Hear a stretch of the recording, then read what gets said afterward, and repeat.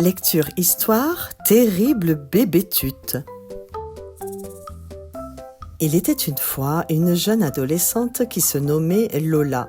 Elle avait des cheveux blonds comme les blés, ses grands yeux verts pétillaient d'intelligence et de malice. Un soir, ses parents décidèrent d'aller au cinéma et lui avaient confié une mission de la plus haute importance.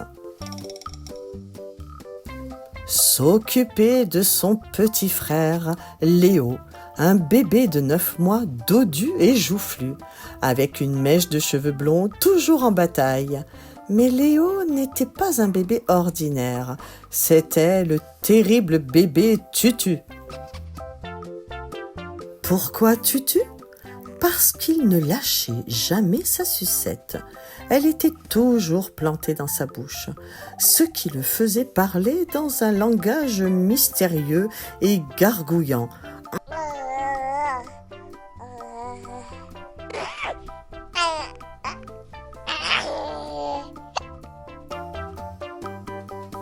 Ce soir-là, Lola se retrouvait seule avec lui dans la cuisine. Léo, installé dans sa chaise haute, la fixait de ses petits yeux ronds. Devant lui, un bol de purée de légumes que Lola lui tendait avec une cuillère. Lola, déterminée à accomplir sa mission, lui dit « Allez Léo, ouvre grand la bouche, miam miam, la bonne purée des légumes !» Léo fronça les sourcils. Il savait exactement quoi faire. Il ouvrit la bouche et pfff, un geyser vert explosa sur le visage de Lola.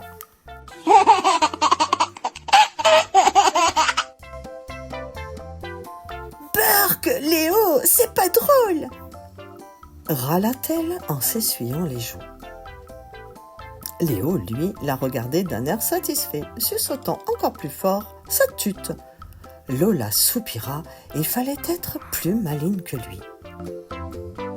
Elle attrapa une cuillère, y mit un peu de purée, puis prit la sucette de Léo. Mais badaboum, catastrophe! Léo ouvrit la bouche, prêt à hurler.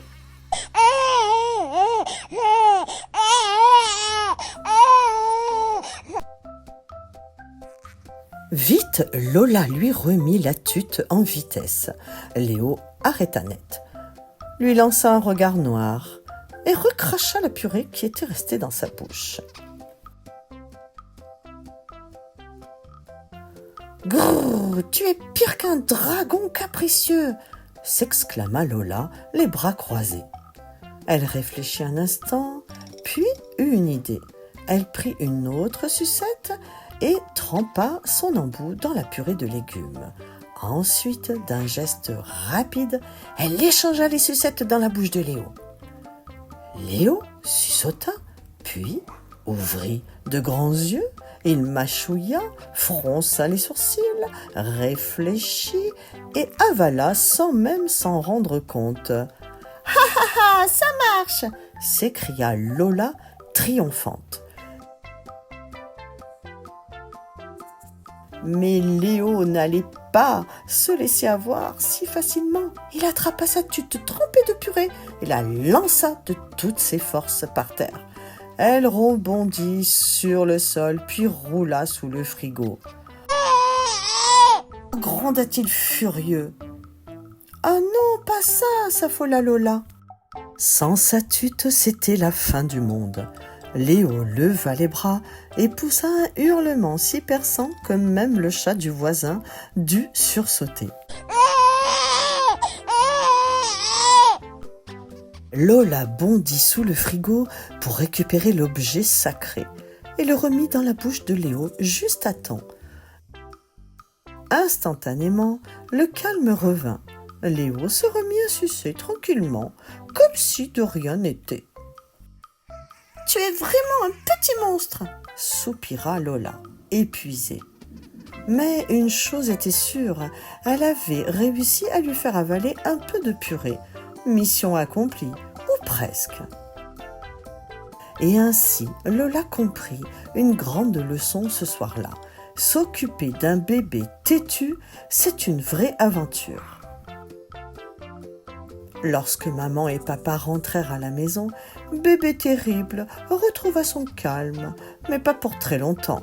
La journée se termina par un gros câlin et maman et papa remercièrent Lola pour s'être occupée de son petit frère. Si tu as aimé notre histoire, n'oublie pas de t'abonner à notre chaîne Kimikids et de mettre un pouce bleu. À bientôt!